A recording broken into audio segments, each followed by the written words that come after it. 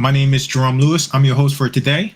The Real Estate Marketing Podcast is a podcast where we talk marketing, tech, business, and leadership. We talk these things for real estate agents, real estate investors, and real estate entrepreneurs.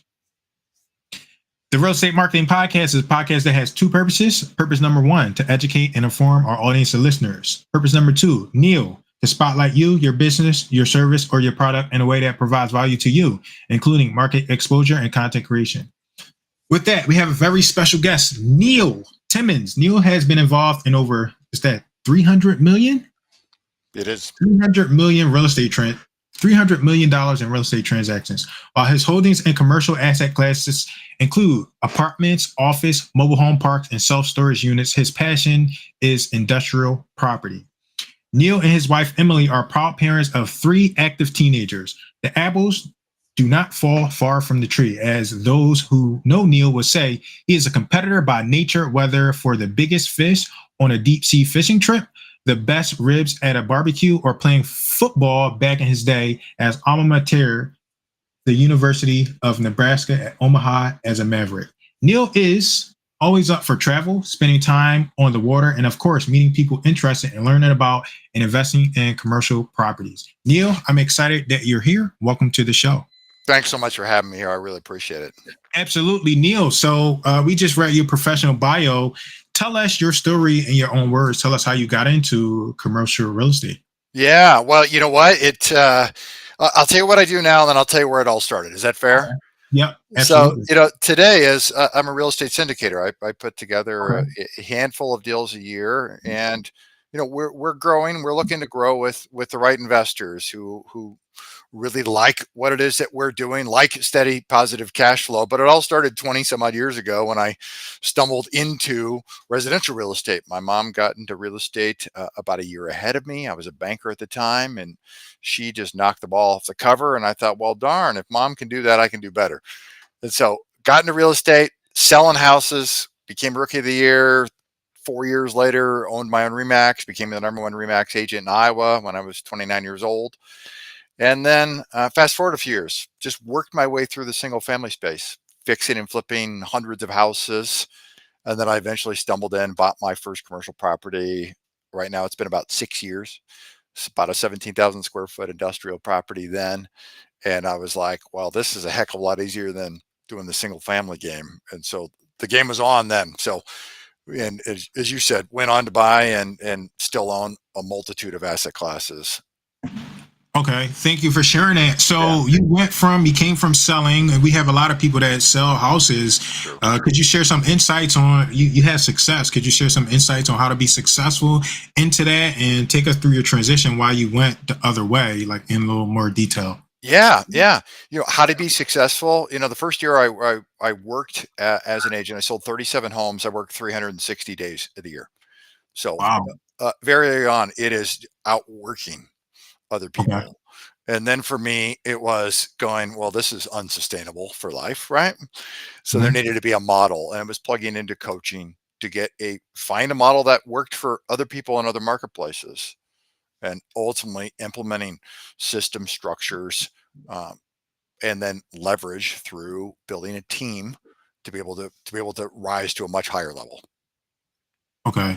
Outworking, and then you said coaching, which is something I really love for people to get acquainted with. Could you share some insights on just what coaching is? Some people don't fully understand it. Some people don't understand the benefits. I was on a call with one of my coaches, and he's like, all he did was tell me what I was supposed to do, but it really helped and it really made a difference. So Sure. I would like to hear your insights and your perspective on coaching and how valuable it can be.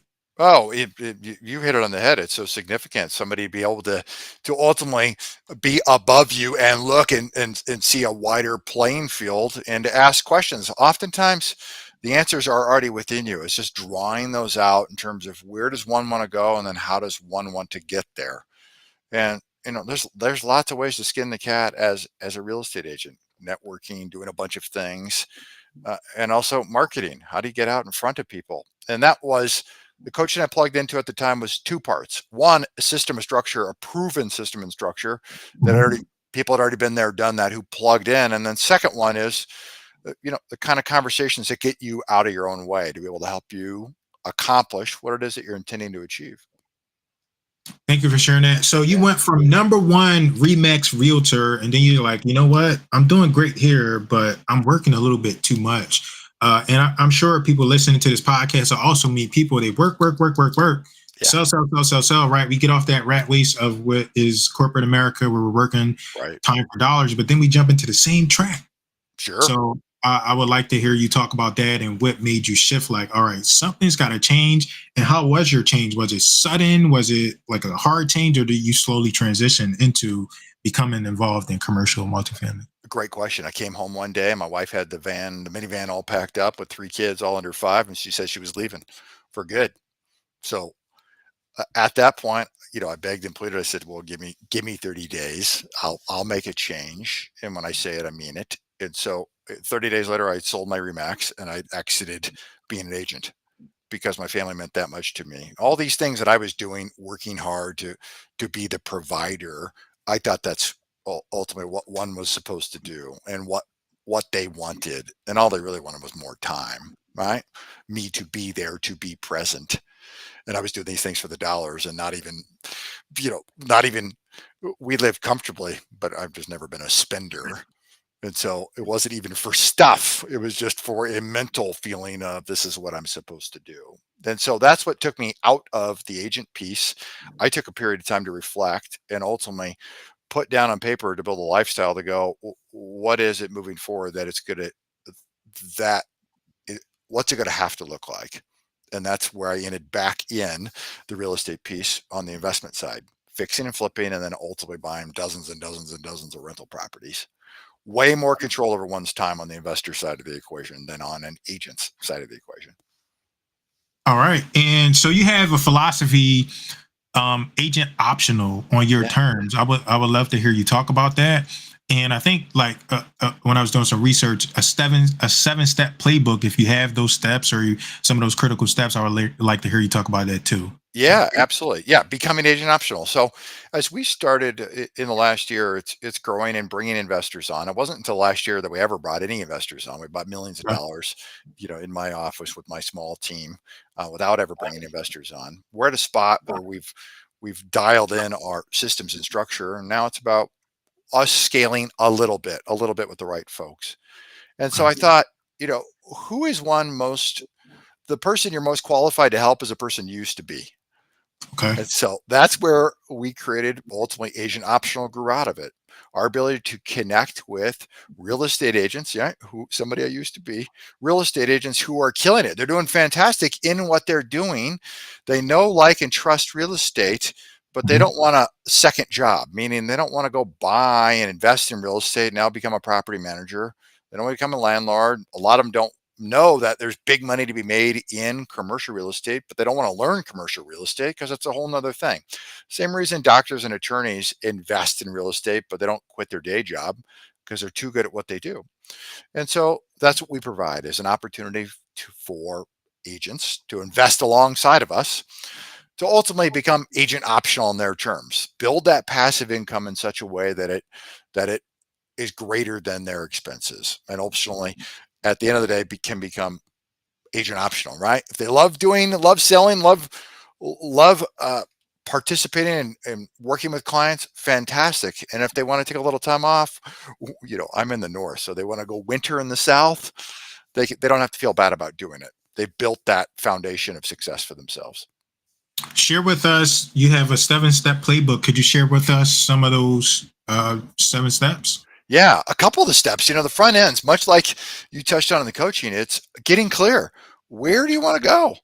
What does that look like? And for some people, it's you know, uh, I want to, I want ultimately my car payment free. I want my mortgage to be free, meaning I want to build a passive income that pays for that. So now I know I don't have to worry about that anymore. And for other folks, they've got, you know, more grandiose plans about what that needs to look like in the end. And then we start backing in. What's it going to take to get there? How are you going to have to go through that process? What do you have to learn to actually evaluate whether an opportunity with us or with somebody else is an opportunity that you should be participating in? So I'm a big believer in education. It doesn't mean you have to learn how to go do all the stuff, but you should know enough that you're dangerous. So you can ask some of the right questions, that you can identify some of the red flags that exist out there when it comes to syndications. So one of the things that I used to start out as a wholesaler, then I became an agent. And I was like, Yeah, you know what, man, I'm still paying like the same amount of taxes doing correct. both. So I see on your when I was doing my research on your sheet, you said how top producers pay pennies in taxes, why doctors wish they were real estate agents. Can you talk to us about that? How we can equip ourselves so we're not paying so much in taxes? The real estate agents who, there's two thresholds. One is to be an active participant in real estate, and another one is uh, to actually have specific investment property directly owned that you materially participate in. There's some hour thresholds there, so I Mhm. won't go too deep, but ultimately get your accountant involved, understanding if you can be taxed as a real estate professional. The real estate professional tax status is the gold standard of taxation, because once you achieve that, it means that when you buy a property, or whether you're in a real estate syndication, for example, that the depreciation oftentimes can be front loaded, and you can use all that depreciation to offset your active income. And it's ultimately, love them or hate them, and I understand both arguments, but Donald Trump said, if you're in real estate and you pay taxes, you're doing it wrong. And he's right about that piece. So it's about getting that. Ultimately, your ability to get into that tax status is what doctors and lawyers cannot achieve because of how they make their money, but us in the real estate world can. All right. Thank you for sharing that. Investment flags. You have 5 red investment flags. Identify one and run for the hills. Could you share with us what those investment flags are? Yeah, you bet. I'll give you a couple of the big red flags. Okay. A big red flag right now is on debt. Now, more specific, I'm going to give you a couple of things inside debt. Okay. So you want to understand: is the debt, is it fixed or is it floating, right? Okay. So you want to understand and so I'm gonna loop this in. At the end of the day, it ties back. There's no right or wrong relative to fixed or floating. It's only Mhm. right or wrong relative to the business plan. If a commercial property is going to get repositioned and sold in a 12 to 18-month period, I don't see a big deal relative to a floating rate debt, because a fixed rate debt may be cost prohibitive. I mean, there may be a prepayment penalty that does not align itself with executing the business plan. So you Mhm. want to understand the debt. Then you want to understand the recourse of the debt. For the first time, I've seen a lot of various structures, but I just was sent a deal today from another um, real estate syndicator. So I often look at other people's investment opportunities. I was sent one today where the investors, the limited partners, those writing the checks, so me in this example, uh, have to sign a personal guarantee for the loan. I've never once seen that, ever. And never would we ask our investors to ever sign a personal guarantee for a loan. That would never happen. Mhm. So big red flag, run for the hills, that there's no chance. You, in this scenario, they're asking for a personal guarantee to be signed by the investors, but the investors are not in charge of executing the business plan. It makes no sense at all. So run for the hills there. A big one, the last one I'll mention, is making sure that your incentives and the general partner, the sponsor, in this case for what we do, their incentives are aligned, right? Okay. We don't ever need a spot where there is a disconnect between those two. Ultimately, when we collectively make money, we as individuals make money. So as long as that's in alignment, it's terrific. Versus when we make money, one of us makes a lopsided percentage and it becomes at the cost of the other. They need to be in alignment. Makes sense. Yeah. Okay. So, in all of your experience, share with us one of the most important lessons you've learned over your career in real estate. The biggest lesson is thinking longer term, thinking much longer term. I mean, if you think about a relationship should last for infinity, till the day both of you part ways on this Mhm. earth, right? Those relationships are invaluable. Right? They say your net worth is your network. And so it's building that and creating long lasting, valuable relationships. All right. Next is, in your opinion, what's the most important personality trait or strengths that someone should have to be successful in doing what you do? Resourcefulness. Resourcefulness. Yeah, yeah. Tony Robbins says that it's not the lack of resources why businesses fail; it's a lack of resourcefulness why businesses fail. So it's it's being resourceful in what you do and being creative in execution. And what is a good example of, share with us one of your stories of resourcefulness, one that you've been resourceful or one that you've seen somebody like, man, that was excellent. That was an amazing display of resourcefulness. Yeah, that's a great question. So let's see if I can come up with and think back in a transaction. Um, we bought a retail building about I'm ballparking 4 years ago, let's say, and we were in a situation where it was late November, and we wanted to get the thing closed and done by the end of the year because we got a Mhm, tax implication, right? We want to mhm, move all that depreciation up for the calendar year, and the seller was like, "Hey," and our lender was like, "Hey, there's no way we can get this done by the year." So it's going, okay, now how can we get creative? How can we get resourceful in terms of what it is that is in front of us? So we went back to the seller wanted to do the deal. We were going to transact no matter what. It was a function of time. So we went back to the seller and said, all right, here's what we're going to do. We're going to buy the property on contract from you. We'll put 20% down.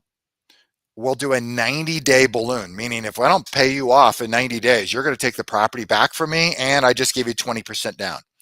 You've mhm, also been managing the property for years and years and years. So what we're going to do is you get to stay as the property manager for us until we pay you off. mhm. And that all money that's collected, received from the property in income is going to be retained in your account until the property's paid off and it'll be reduced. So we worked really hard to get them to a spot to go, yes, this all makes sense. Our risk is like near zero from this standpoint, Mhm. and we can get the thing done and closed in the calendar year, which aligned from them just fine. Nice. Thank you for sharing that. You bet. What's one piece of advice you would give someone starting out? Um, I would say I would like to hear both. I would like to hear as an agent, which you hinted on some of it, right? Yeah. Then I also want to hear you talk about like getting involved in commercial and investing. Yeah. So two Yeah. pieces of advice to someone starting out. So as an agent, find a model, find a coach, find somebody who's been there, done that, that can help guide you. Do not try to solve this on your own. You're going to pay for it one way or another. You're going to write a check. That's going to be ultimately a shortcut, or you're going to go pay for it in your time, energy, effort, and you will lose a deal. You will screw something up sooner or later, and it will cost you real dollars. So shortcut it with a model. For those on the investment side, you know, I'll give you two answers there. One is if you're an agent, you want to be invest. I know this sounds self-serving, but my advice would be find somebody you can participate with, a syndicator, somebody you can get to know, you can get to like, and get to trust, and participate with them. Don't get out of your lane. It's the same reason doctors don't quit being doctors and lawyers don't quit being lawyers, because they're excellent at what they do, excellent at earning income, and they simply just deploy their capital in, you know, in real estate, among other things. They deploy those things. They don't quit their job to go specialize in it. So that's the absolute big one. If somebody who's already in the investment path and they're like, I think I may go down commercial, my piece of advice to them would be learn on your own dime. Don't take money from other investors until you perfected it. Thank you. Thank you for sharing that. Yeah. Um, what? So I'm thinking about tools, whether it's mental, whether it's technology. What is like? Tell us about an indispensable tool for succeeding. As you got two, you have two experiences. I want to ask you both, Yeah. right? I want Yep. to know as an agent. Then I also want to know as being involved in commercial investing. Oh, that's a good question because they're very different. Yeah. As an agent, the most indispensable tool that I utilized was marketing. I mean, yeah, Specifically at that time, where I was the first agent in Des Moines to ever utilize Google Ads. Okay. This will blow your mind, man. I sound like I'm 1,000 years old, but we were getting leads. I'd probably get somewhere between 300 to 600 leads a month from Google Ads Wow. at an average cost of under $6 a lead. Wow. It was, I'm well aware those days are long gone. Sheesh.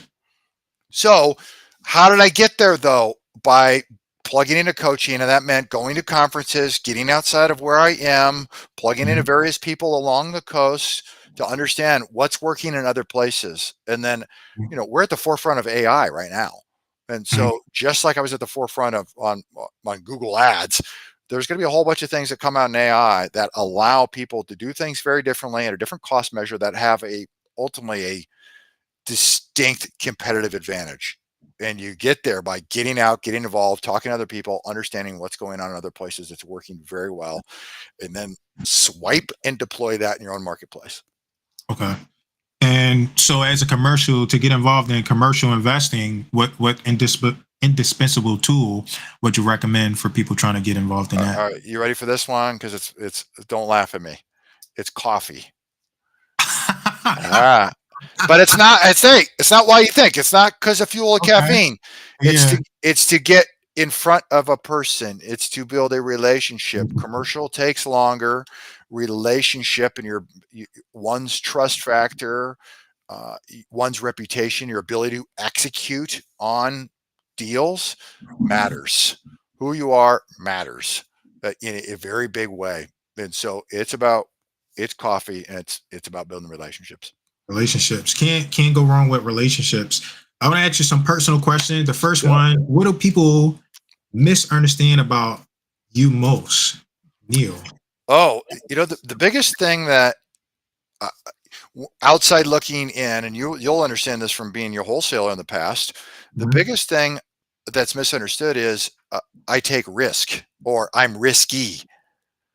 When you live in the space that we're in, when you can execute, when you've been there, done that once, 10 times, 100 times, whatever it may be, it's not about being risky. It's about understanding the differences, understanding the nuances inside of a business or a business plan about where you can execute to actually work to eliminate or dramatically reduce the risk. So from the outside looking in, a person doesn't know how to buy a mobile home park or turn a mobile home park around, just as an example. It seems risky, but once you've done it, it's not. Thank you. Tell us how you met your spouse or significant other. My wife. We've been married now 22 years, three terrific kids, all in high school. My oldest is going to college next year. So it's both exciting, exhilarating, and slightly depressing at the same time. That he's terrific and fun, and now is shipping away, or sailing away, if you will. We met in high school when we were 17 years old. The same high school my kids are attend now, and we met in clay class, actually, our senior year of high school. All right. What is a funny story your family tells about you that you would like to share? All right. Now I'll permit you laughing at this one, Jerome. Okay. So I'm at the gym. Lifetime Fitness is where I go here in town. This was 3 years ago. I'm at the gym doing my thing, get out of the shower, coming back to the locker, and this dude walks past me, and he's got a big old face tattoo. And I just stand there. I'm like, dude, is that Mike Tyson? I'm just standing there like, I'm in Des Moines, Iowa. That can't be Mike Tyson. And a dude sees me. I'm like, clearly I've been standing too long staring at this guy. I'm like, just like triple take going, is that real? Dude's like, yeah, dude, that's really him.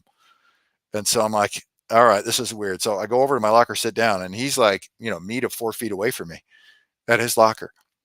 And I Mike Tyson. Yeah. It was really him. Mike Tyson. Yeah. And so, wow. So I think to myself, I only get one chance to ever do this. Mike Tyson I'm never going to see Mike Tyson probably in my life. Certainly never in Des Moines, Iowa again. Right. So I just go, hey, Mike, mad respect. I just give him a little knuckle.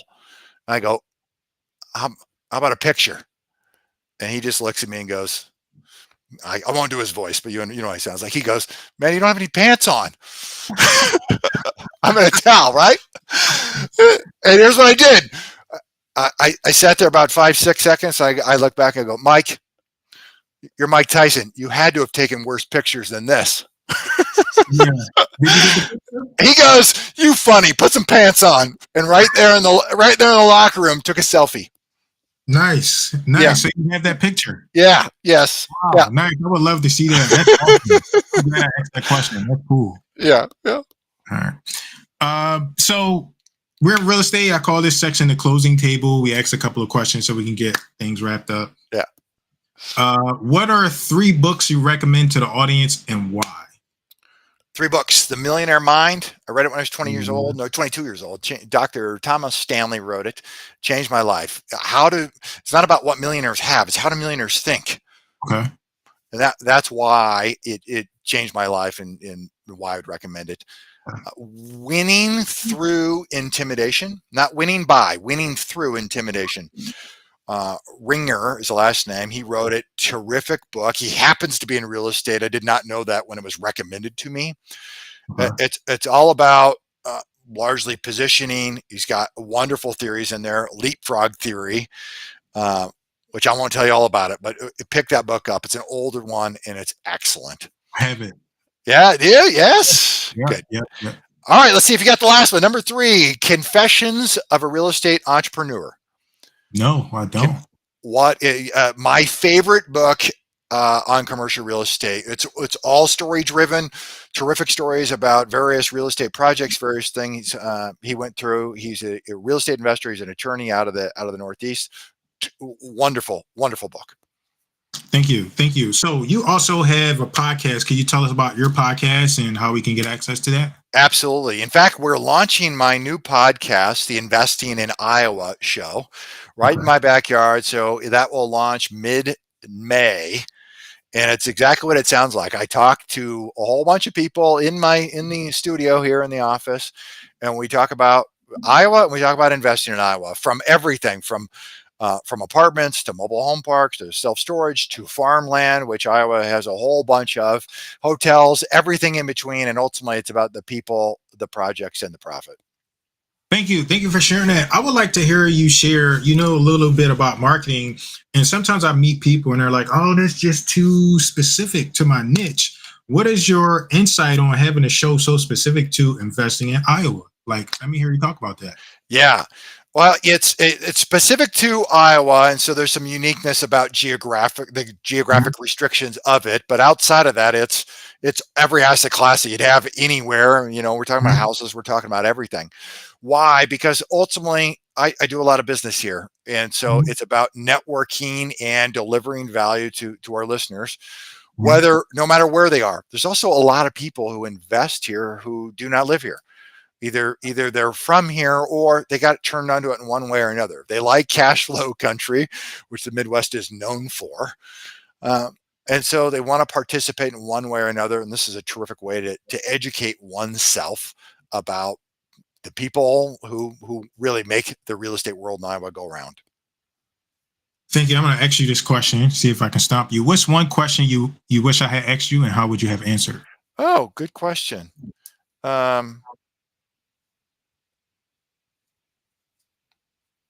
Oh, yeah, you did stump me. I don't have a good one for you. All